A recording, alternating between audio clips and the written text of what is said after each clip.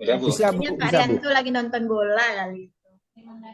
Kita mulai Teng jam 14.00 ya. Kita selesai nanti 14.50, 14.45 paling tidak untuk Pak Hasanuddin. Iya, Kita Bu. mulai Pak Hasanuddin.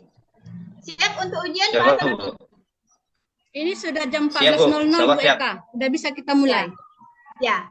Siap untuk ujian ya Pak Hasanuddin? Siap, Bu. Sehat? Insyaallah. Alhamdulillah. Alhamdulillah sehat. Siap, Apa Bu. saja persiapan yang sudah dilakukan untuk menghadapi ujian komprehensif ini Pak Hasanuddin? Dalam hal ini ya saya baca-baca, Bu, tentang masalah mempelajari perangkat pembelajaran, kemudian mempelajari kisi-kisi komprehensif, uji komprehensif, kemudian ya kita membaca apakah kata operasional dalam uji komprehensif itu, Bu. Ya, termasuk mempelajari dan mendalami materi di RPP, Bu.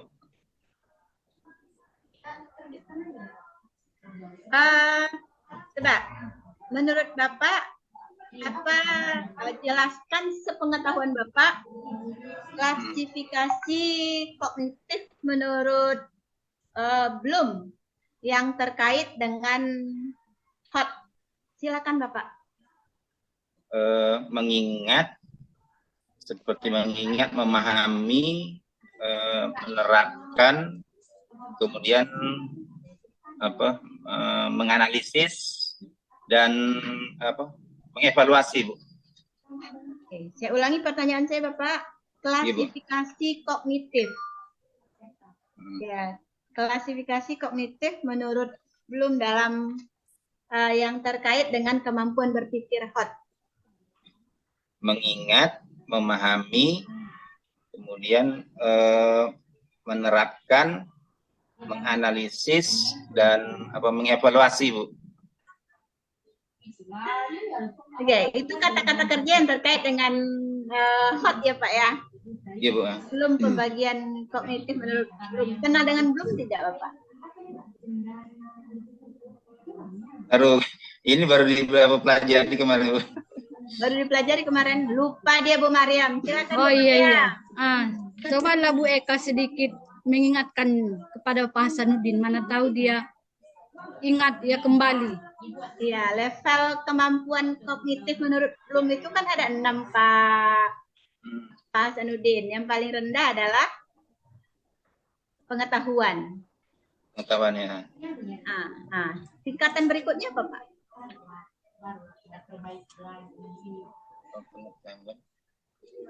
Keterampilan, sikap,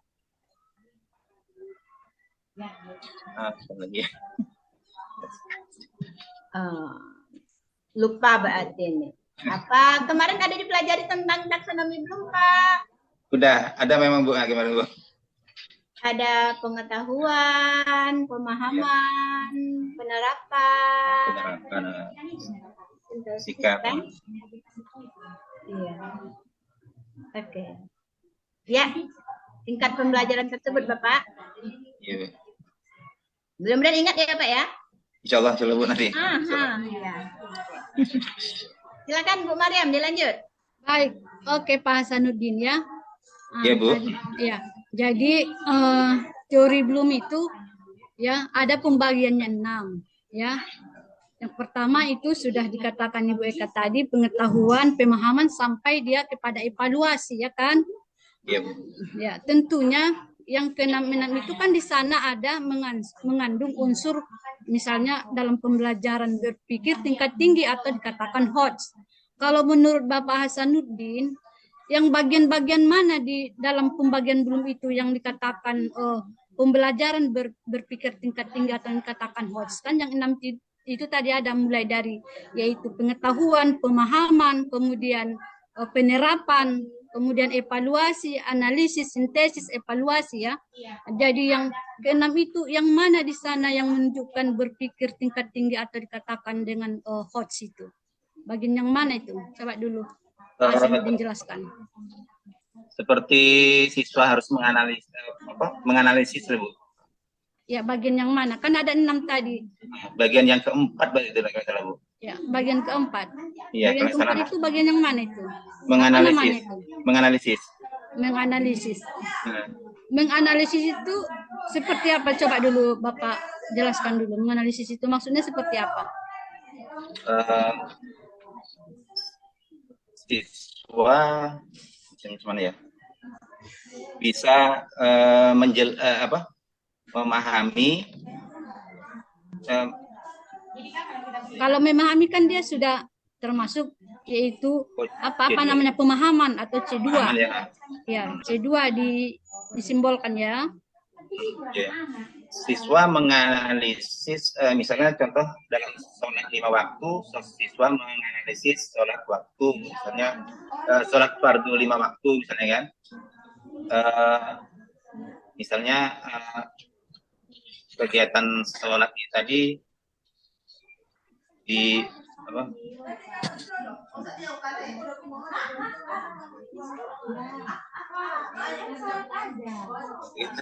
Cara misalnya tata cara sholat, kemudian kira-kira nanti dalam sholat itu nanti apa yang bisa membatalkan, saya rasa mungkin itu.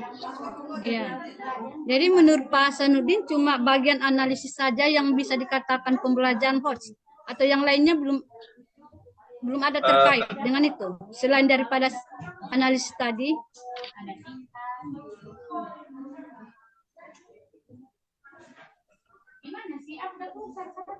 Iya dah Bu. Ya, apalagi tuh? Coba selain daripada analisis ada lagi tingkatannya.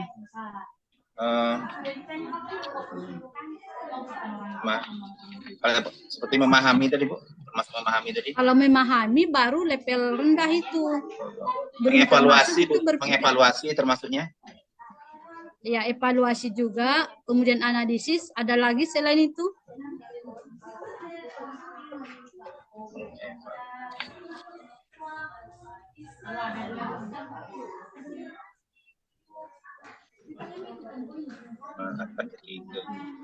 Mengevaluasi, menciptakan Bu, menciptakan, mengevaluasi. Tunggu bentar ya, tunggu sebentar ya lagi. Iya Bu. Oke. Saya lanjut ya Bu Mariam ya? Iya, lanjutlah. Oke, lanjut Kak.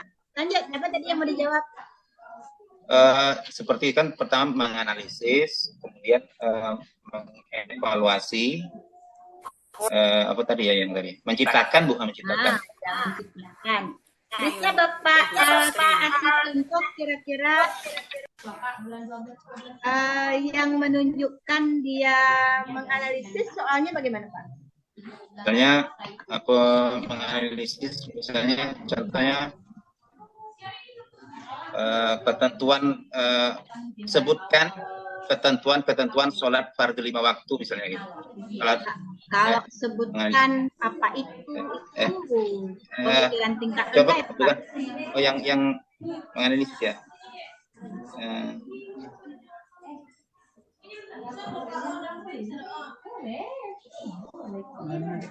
Menganalisis ketentuan dan tata cara sholat. Ya, kasih sebuah contoh Bapak kemarin RPP-nya tentang sholat ya.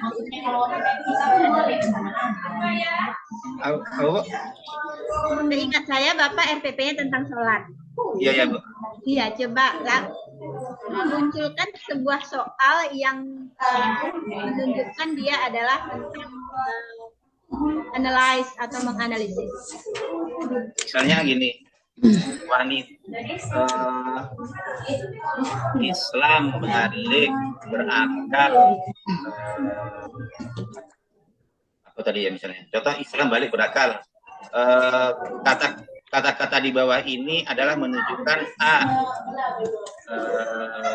syarat sah sholat, B, syarat wajib sholat. Lebih kurang gitu contohnya misalnya.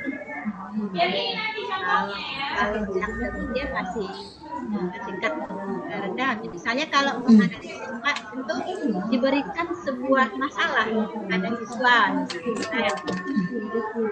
diminta mereka menjawab apa namanya menganalisis soal tersebut. Misalnya orang melakukan sholat, ketika seseorang melakukan sholat, kemudian Maria suaranya boleh diaktifkan dulu. Oke, makasih. Ribut, oke. Ya, kita lanjut ya Pak Sanudinnya. Iya Bu. Ada suara berisik tadi. Iya ya. Bu. Jadi menganalisis itu kira-kira dia memecahkan informasi Pak. Adanya informasi yang diberikan oleh seorang guru, kemudian siswa itu mencoba memecahkan berdasarkan informasi tersebut. Misalnya ketika seseorang sedang sholat, lalu tiba-tiba orang di sampingnya berhalangan, kemudian meninggalkan saf sholat, apa yang bagaimana pendapat kita? Kan itu salah satu soal yang menunjukkan analisis ya Pak ya. Memecahkan masalah gitu ya. Iya. Oh iya. Iya. Oke Pak. Iya siap Bu. Siap Bu. Iya oke ya. Nah, menurut Bapak bagaimana cara mengembangkan RPP tersebut? Kan ini terkait dengan sholat. Kemarin kan kita membahas tentang sholat. Gimana Bapak mengembangkan RPP itu dengan vote tersebut? Jangan dengan yang pemahaman tingkat rendah Pak, bukan dari mengingat, memahami dan mengaplikasikan, tetapi dari C4, C5 dan C6. Di mana Bapak membentuk RPP, kan RPP sudah jadi nih, ada tiga RPP Bapak yang saya baca. Salat, ya. Bagaimana caranya Bapak mengembangkan hot tersebut terhadap penyusunan instrumen dalam RPP Bapak? Menjelaskan pengertian contoh menjelaskan dalam mengikuti indikator capaian kompetisi sendiri Bu. Contohnya misalnya mengambil kesimpulan tentang hubungan aspek-aspek tata cara sholat misalnya gitu ya. Kalau mengambil kesimpulan itu Pak, itu pada tingkat yang mana itu Pak? Mengambil kesimpulan berarti tingkat kesimpulan berarti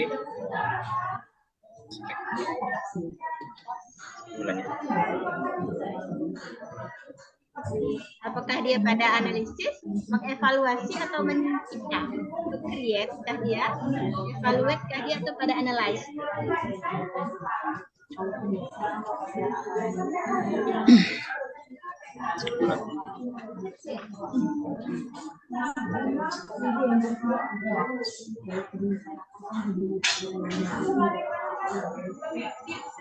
Jadi Bapak memberikan contoh, mengambil kesimpulan dari apa yang sudah dijelaskan gitu kan. Itu pada level yang mana Pak? Level berpikir tingkat tinggi itu kan ada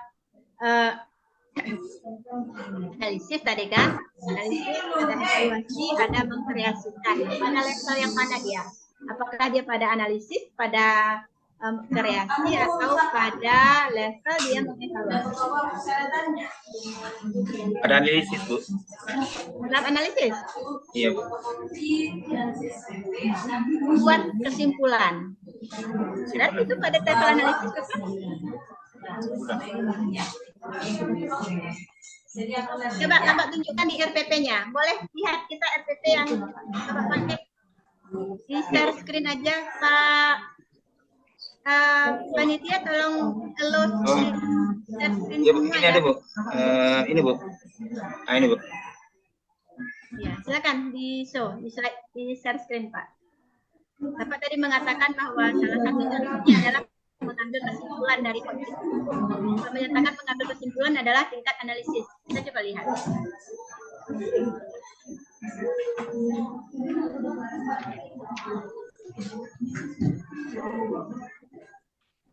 Bisa diperlihatkan Pak RPP-nya?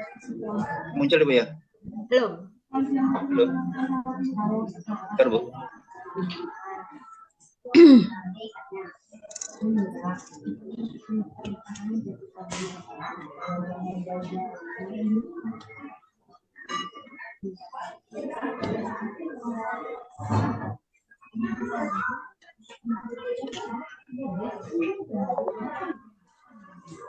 Ini Bu. Gimana Pak? Yang ini. Pada capaian yang mana boleh ditunjukkan? Coba dibacakan, Pak. Apa ya, Bu? Coba dibacakan. Mengambil kesimpulan tentang hubungan aspek-aspek yang berpengaruh terhadap tata cara pelaksanaan sholat fardu 5 waktu. Coba Bapak geser ke atas RTP-nya.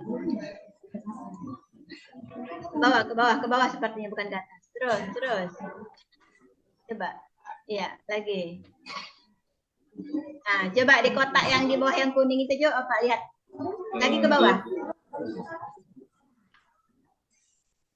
Nah, coba Bapak lihat di situ.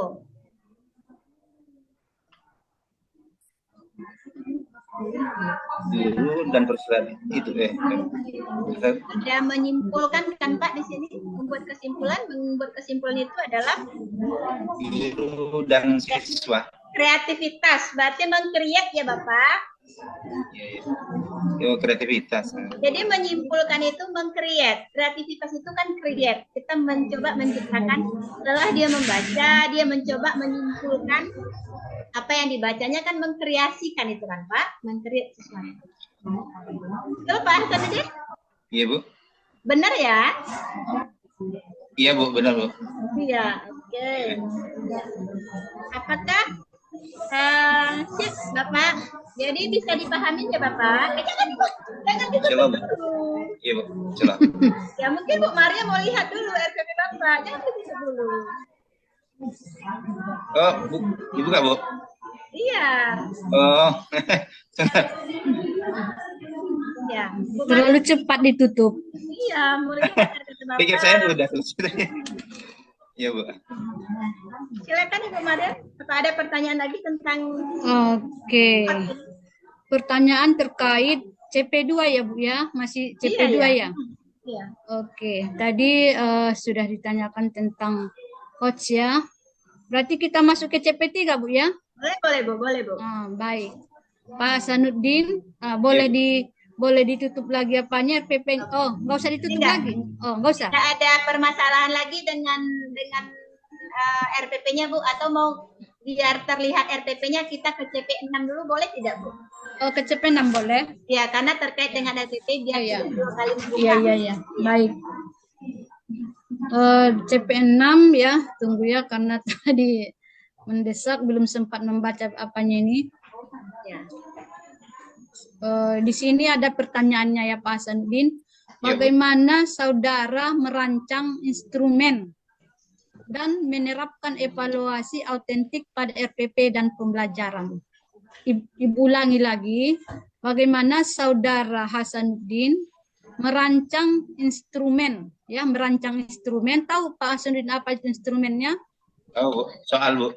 Soal.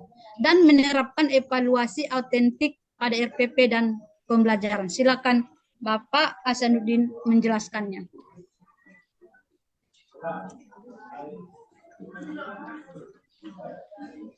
Atau tunjukkanlah dulu Pak, mana instrumennya yang ada pada RPP-nya. Silakan ditunjukkan instrumen yang ada pada RPP. Yang ini Bu. Dari kompetensi dasar ke indikator ini Bu. Ini indikator, bukan instrumen soal. ini. Oh, soal. Ya, soal.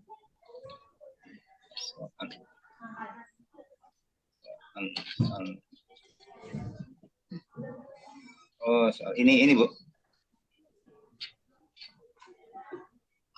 Iya. Ini Bu. Nah, jadi merancangnya seperti apa? Kan tadi kan kita terkait ada teori Bloom itu ada 6, C1 sampai C6. Tentunya kita dalam pembuatan instrumen, tentunya kita harus menghubungkan C1 sampai C6 atau level C1 sampai C6. Jadi coba dulu Anda jelaskan atau Bapak Hasanuddin di mana pembagian-pembagian daripada Bloom tadi di sini. Seperti misalnya soal nomor 1. Soal 1 menjelaskan Bu. Jadi menjelaskan itu kalau dalam teori Bloom tadi kan C2 kan. Kemudian kalau seperti menunjukkan termasuk C2. Tunggu dulu. Ini menjelaskan C2. Nah, kemudian menunjukkan tentang sholat fardu misalnya kan, berarti kalau menunjukkan tuh termasuk golongan C2. Kemudian menganalisis. Nah, seperti menganalisis C4 itu. Atau seperti ini, tadi kan seperti menunjukkan, kan ini ada apanya disajikan dalam surah An-Nisa ya. Atau yang mana soalnya, coba dulu tunjukkan. Ini kan baru indikatornya. Tunjukkan dulu soal yang berkaitan dengan C2 itu, menunjukkan. Ini surah An-Nisa ayat berapa?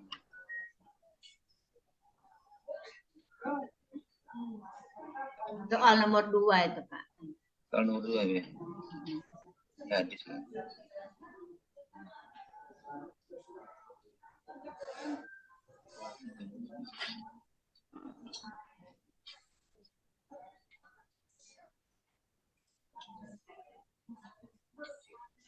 Ada ya? Itu dia, Bapak. Ini ya. Perhatikan hadis Ya. Nabi. Berikut ini. Nah, coba dulu dibaca, Pak Hasanuddin. Ibu. Ya, silakan dibaca soalnya. Soalnya. Iya, soal yang kamu buat ini. Inna sholata, inna sholata kanat alal Bukan, mu'minina. nomor 2. Kan ini tadi kamu katakan menunjukkan. Menunjukkan. Iya, nomor 2. Perhatikan hadis Nabi sebagai berikut. Wa tahuru ma uhilla maitatuhu. Wa tahuru ma'a uhilla maitatuhu. Selanjutnya. Jadi ayat tersebut berisikan tentang pilihannya apa itu? Bacakan Pak. Ya, bacakan saja. A. Air laut dan seluruh isinya tidak suci. Air laut sudah berubah dari warna aslinya. Anjuran sholat bagi orang mukmin. Air laut bersih dan bangkainya halal. Yang D tadi, Bu. Yang mana lah di sini yang menunjukkan itu maksud perintah daripada apanya itu soalnya itu? Menunjukkan bahwa bangkai itu halal. Bangkai ikan yang ada di air laut dari air lautnya bersih dan bangkainya halal dimakan gitu. Oke. Kalau begitu kan di sini Ibu lihat, coba dulu ke atas lagi, ke atas dulu, geser ke atas. Kamu membuat soalnya C2, C4, coba dulu. Ke bawah lagi. Tung. Jadi Ibu lihat ini ya taksonomi belumnya C2 sampai C4 ya. Coba dulu geser dulu ke atas dulu. Iya.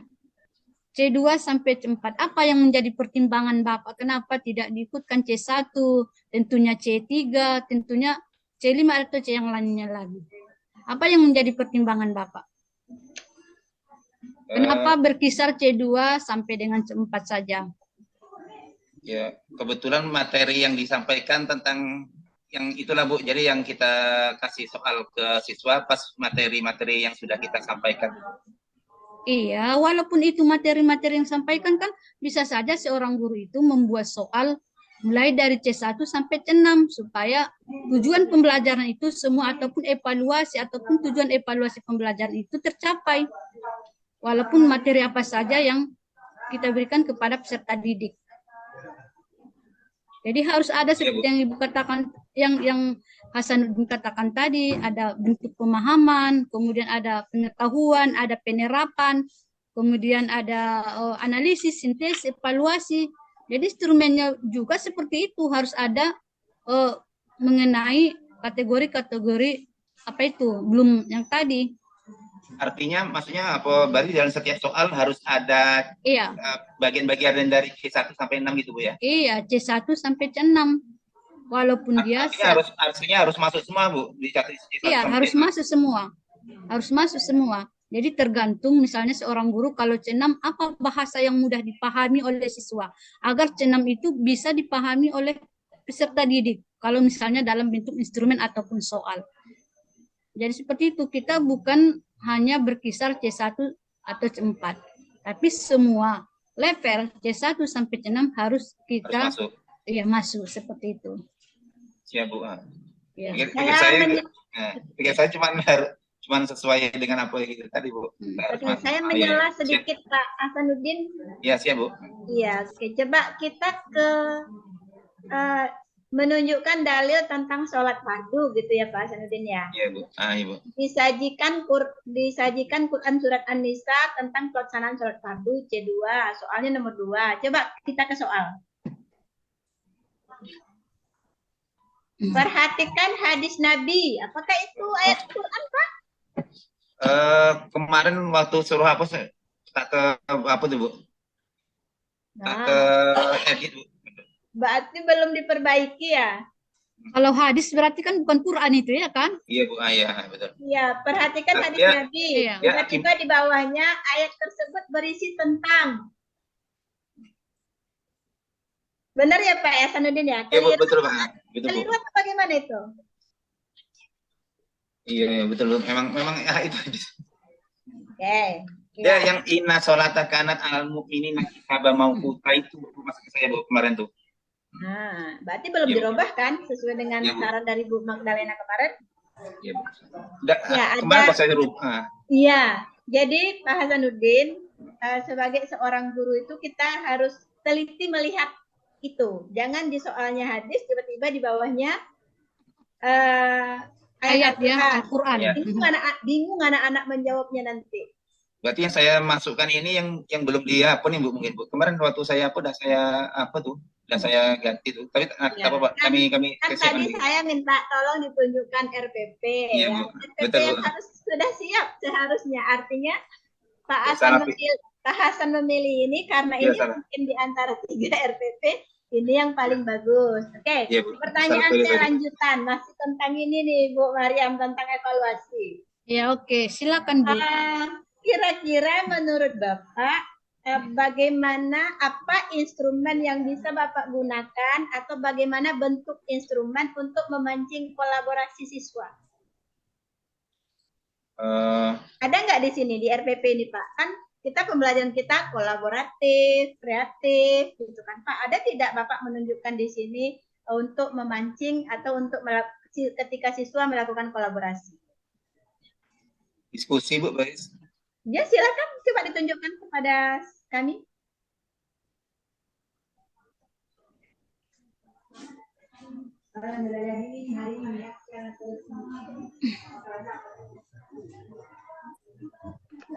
Ini, Bu. Peserta didik bentuk dalam beberapa kelompok misalnya. Mana bentuk evaluasinya, Pak? Oh, evaluasinya. Perintahnya.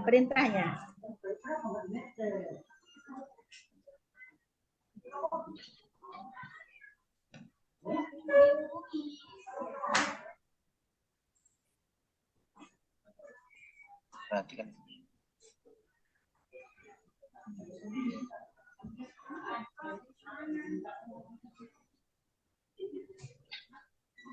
Ada tidak, Pak?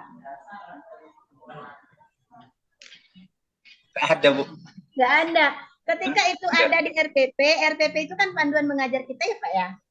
Iya, Bu, betul. Ketika itu ada di RPP, tentu itu harus kita munculkan. Diskusikan tentang ini pembagian kelompoknya, harusnya begitu ya, Bu Mariam ya? Iya. Harusnya begitu ya, Pak Hasanuddin ya? Sebentar, ada macam itu. Coba yang lain dipersiapkan selagi ini karena Pak Hasanuddin yang pertama ini dia bingung seperti kejadian Pak Riantro ketika peer teaching yang pertama kemarin.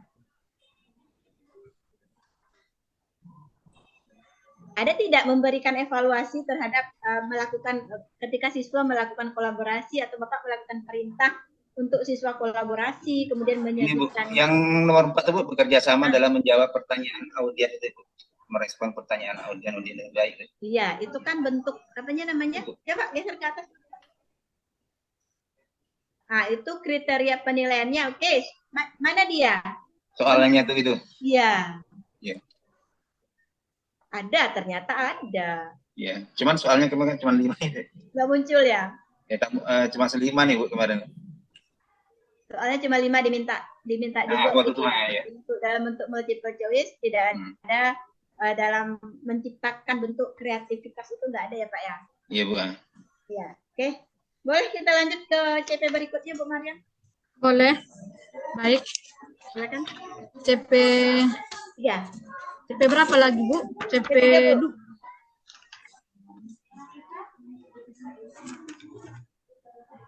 CP3 dulu ya, Bu. Ya. Ya, CP3. Silakan ditutup RPP-nya, Pak. Iya, Bu, siap. Ya. Ya, baik Pak Hasanuddin. Iya, Bu. Kita lanjut ke CP3 ya, Pak ya. Di sini pertanyaannya, bagaimana Bapak Hasanuddin mengembangkan materi ajar ya dari dokumen kurikulum itu sendiri?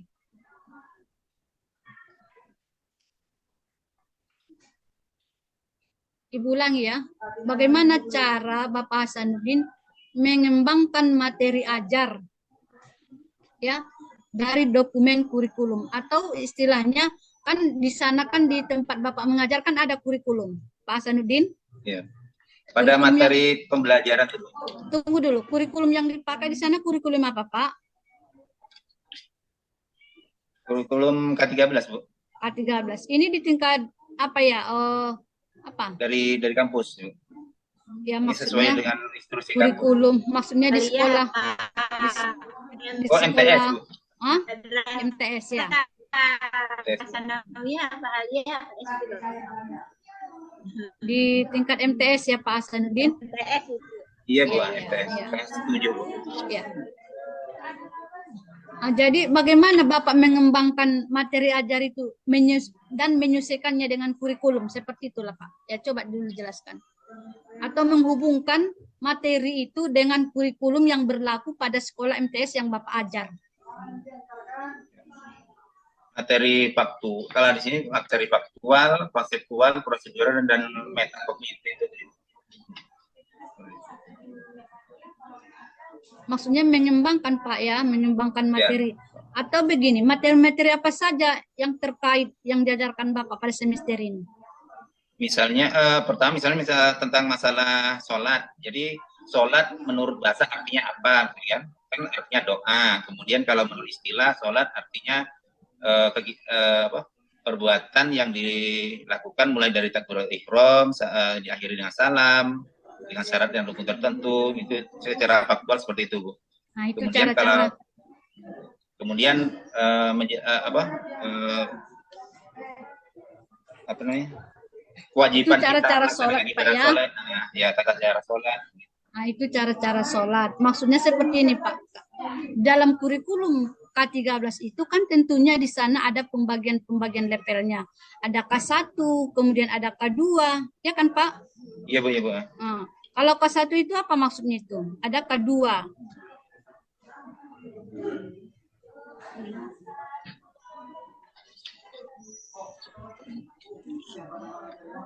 Memahami pengetahuan, Bu. Faktual apa? Mana memahami pengetahuan itu? Coba dulu RPP-nya. RPP-nya kan sudah sesuai dengan K13 yang memahami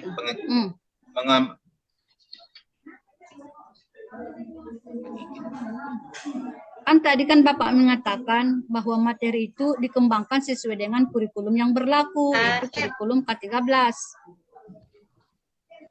Jadi dalam bukunya, Ibu, yang K1-nya menghargai dan menghayati ajaran agama yang dianutnya. Gitu. Iya.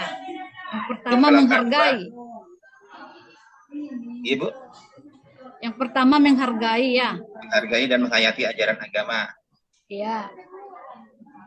Kalau materi, ya coba dulu hubungkan dengan materi yang dibuat itu, yang dikembangkan itu, menghargai dan menghayati, termasuk kita sebelum belajar kita berdoa dulu, kemudian kita sapa anak-anak apakah dalam keadaan sehat atau bagaimana, kemudian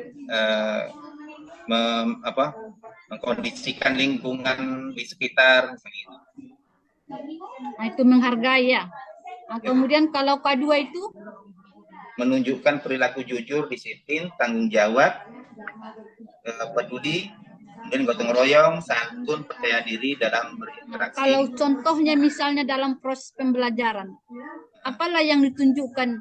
Menunjukkan kedisiplinan, kejujuran. Coba dulu Bapak jelaskan.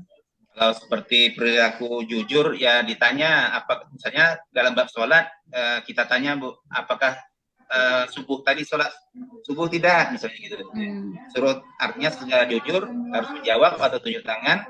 Kalau tidak bisa ya harus jawab tidak bisa. Kalau bisa ya kalau tidak sholat ya harus bilang tidak sholat. Nah itu tadi hal jujur gitu.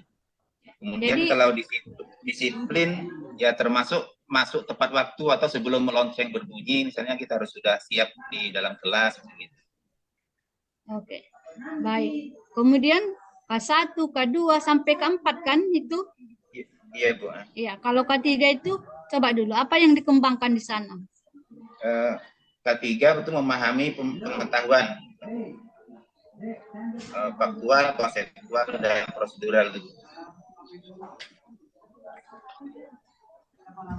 Kalau itu seperti apa? Coba ulangi lagi. Memahami pengetahuan dan kurung faktual, konseptual, dan prosedural. Nah, jadi Bapak bagaimana itu menanamkan memahami pengetahuan itu kepada peserta didiknya?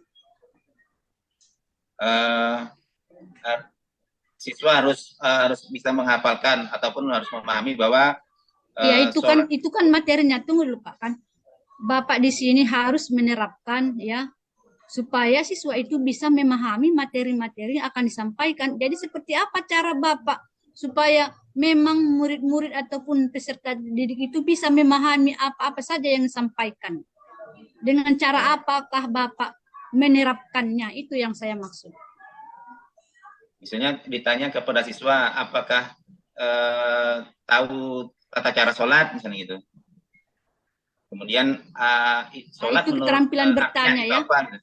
Oke, itu keterampilan bertanya. Atau ada lagi yang lain misalnya menggunakan media, menggunakan model pembelajaran yang inovatif atau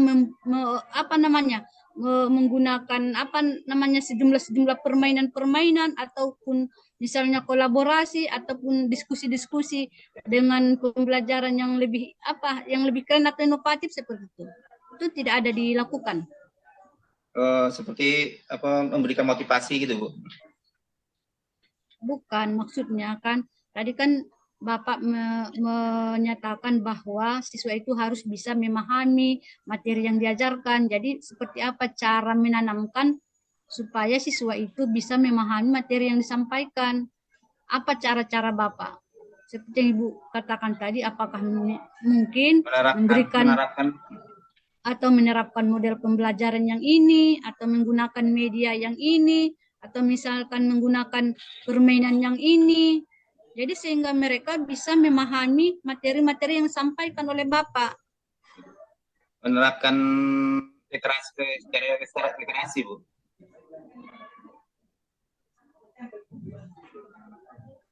Apa Pak? Coba jelaskan dulu, kurang jelas. Menerapkan literasi. Literasi. Iya. Literasi itu kemampuan berarti ya. Kemampuan apa yang diterapkan di sana? Dia mengamati, kemudian bisa membacakan, kemudian menuliskan kembali, misalnya gitu. Termasuk yang berkaitan dengan masalah sholat, misalnya dia harus bisa membacakan materi-materi tadi itu yang sudah dipelajari. Gitu. Ya. Jadi itulah mengamati, kemudian mencoba, kemudian apa lagi? Membacakan dan menuliskan kembali, misalnya suruh menuliskan kembali. Jadi dalam kemampuan memahaminya itu. Oke, mungkin itu saja dari saya. Ibu lanjut, Ibu Eka, silakan. Jadi, oke kita lanjut ya Pak Hasanuddin. Siap? Masih iya, sehat? Bu. Alhamdulillah. Bisa jawab Pak Hasanuddin? Insya Allah. Oke. Pak Hasanuddin pernah kenal dengan teori belajar? Teori belajar maksudnya? Ya, tahu teori belajar. Teori belajar apa saja yang Pak Hasanuddin ketahui?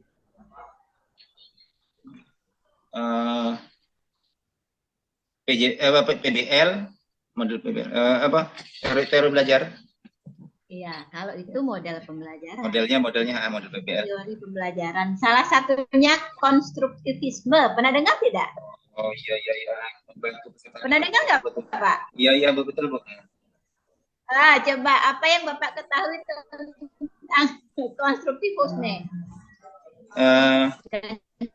coba jelaskan gimana Bapak menerapkan itu dalam pembelajarannya.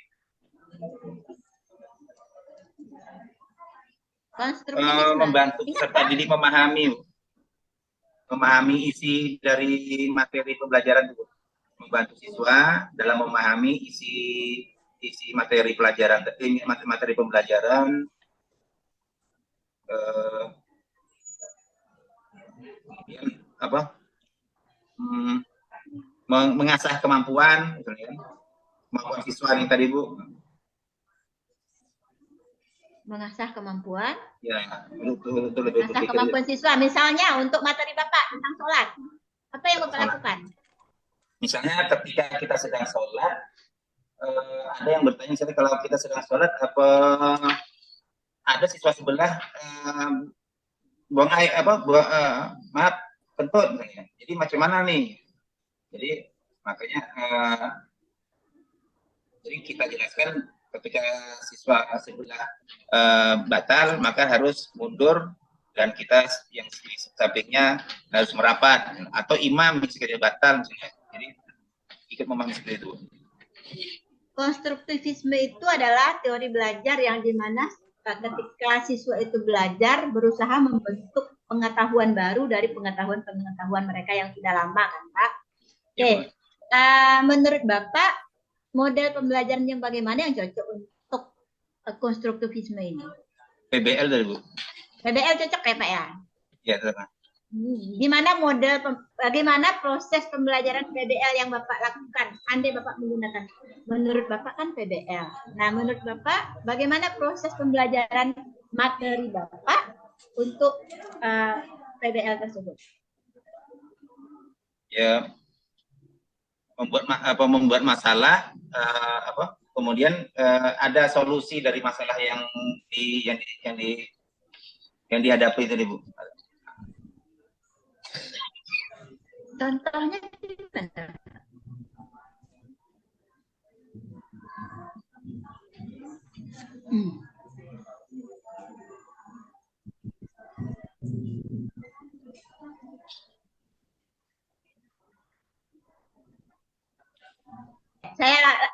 Menurut Bapak cocok tidak apa yang Bapak sebutkan tadi, pembelajaran sholat dengan PBL dengan TPACK ya yang kita pelajari selama ini, cocok tidak itu penggunaan pembelajaran sholat itu menggunakan teknologi itu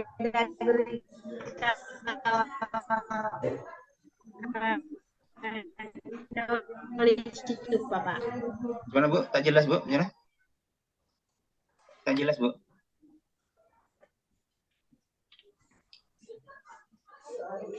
Iya Bu. Tadi kan pembelajarannya cocok menurut Bapak PBL. Iya Bu.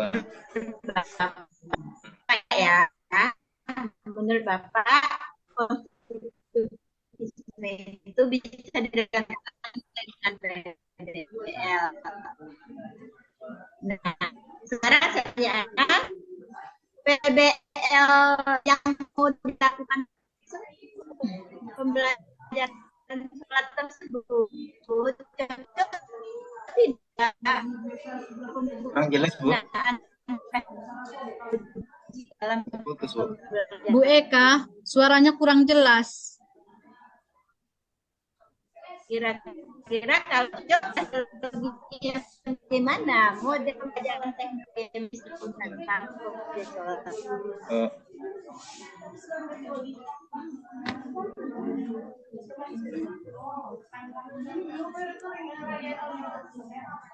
Suara saya Pak putus Bu ya. Maaf Bu. Ini bagaimana Bu? Udah. Ibu. Halo.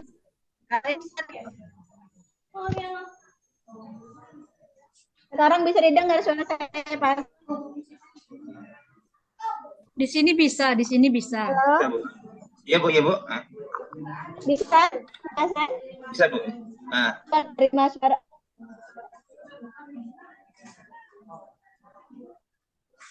Tak jelas Bu. Bu Eka. Tak jelas Bu. Bu Eka.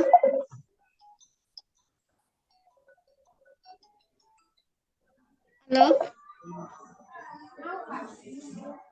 Nggak kedengaran, Bu. halo Kak.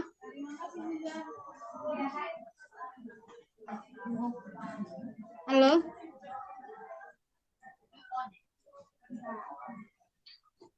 Ini ya.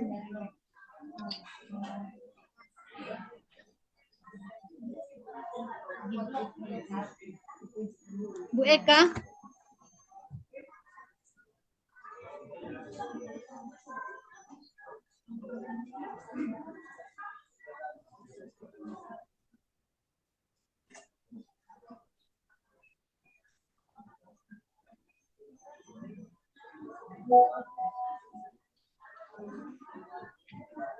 Tak ada suara, Bu. Ya, baik. Jadi Ibu lanjutkan ya. Iya, Bu, iya, Bu. Iya. Terkait dengan pertanyaan Bu Eka, di sana tadi kan di mana itu Bapak telah melakukan yaitu teori Model brief ya. konstruktivisme ya. Teori konstruktivisme yang dinyatakan Bapak yaitu PBL, itu pembelajaran berbasis masalah. Ya. Kan di sana tentunya dalam PBL itu ada langkah-langkah yang kita lakukan ya. Langkah-langkah yang kita lakukan supaya nanti pembelajaran itu menunjukkan artinya dapat terlaksana dengan baik. Coba dulu Anda jelaskan bagaimana langkah-langkah PBL yang Anda lakukan misalnya dalam pembelajaran. Pertama bisa dengan cara berkelompok, Bu, dibagi kelompok. Misalnya kan ada 2 kelompok atau 3 kelompok. Nanti kelompok 1 bisa memecahkan masalah yang dipertanyakan dari kelompok 2, atau sebaliknya kelompok 2 memecahkan masalah dari kelompok 3. Itu secara kooperatif lah. Kalau itu bukan namanya spesifik PBL, tapi itu namanya diskusi biasa. Kelompok 1 menjawab pertanyaan kelompok 2, kelompok 2 menjawab pertanyaan kelompok 3, itu namanya kelompok diskusi biasa. Kan ini dikatakan Bapak yaitu memakai teori belajar konstruktivisme. Sebagai siswa harus bisa membangun pengetahuannya dan menghubungkan pengetahuan yang lama dengan yang baru, kan seperti itu. Membangun dia, konstruktivis, membangun. Itu membangun pengetahuan yang baru dan menghubungkan dengan pengetahuan yang sudah ada. Itulah konstruktivisme. Tentunya dalam membangun teori konstruktivisme itu, tentunya seorang siswa harus bisa ataupun seorang guru itu harus bisa melaksanakan yang dikatakan tadi, contohnya model pembelajaran PBL berbasis masalah. Tentunya langkah-langkah ataupun sintak pembelajaran berbasis masalah tentunya harus dilakukan seorang guru supaya nanti terjadi itu tujuan pembelajaran nanti tercapai secara maksimal.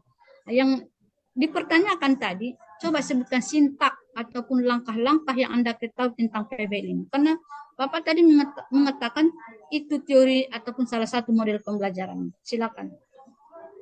Misalnya mengkaitkan pelajaran yang lama dengan yang sekarang, Bu, misalnya gitu. Bapak tahu arti sintak?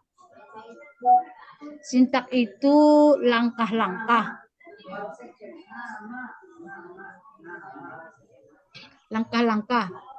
Misalnya di tahap pendahuluan begini saya berikan kepada siswa, ataupun ini yang saya lakukan, seperti itu.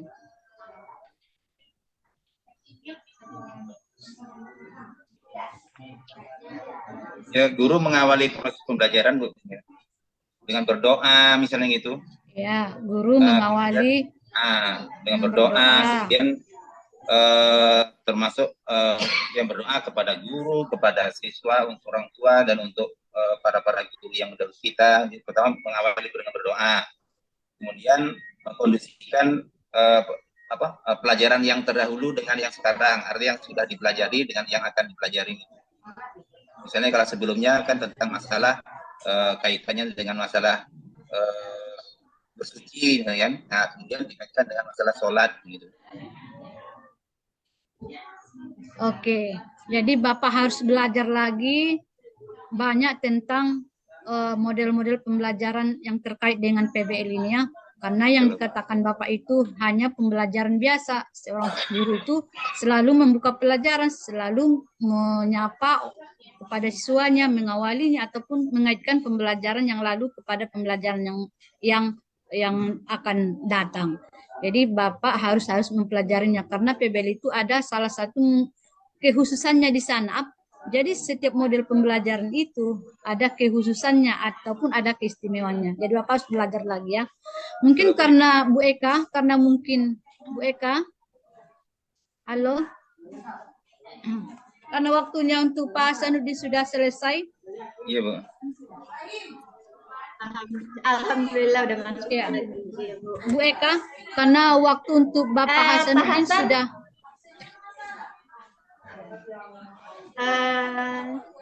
Bu Eka. Ada satu hal yang belum dilakukan Ibu. Ibu mungkin nanti untuk CP5 melihat video peer teachingnya Hasan, bisa dikirimkan Pak Hasan saja ke Ibu Mariam langsung ya Pak Hasan ya.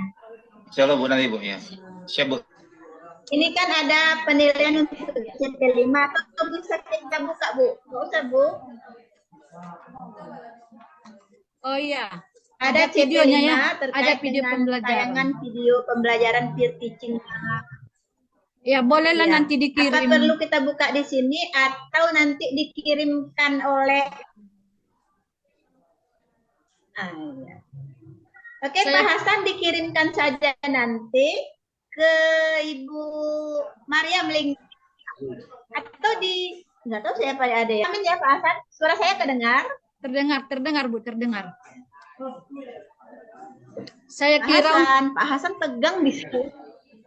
Saya kira Bu Eka supaya lebih efektif waktunya.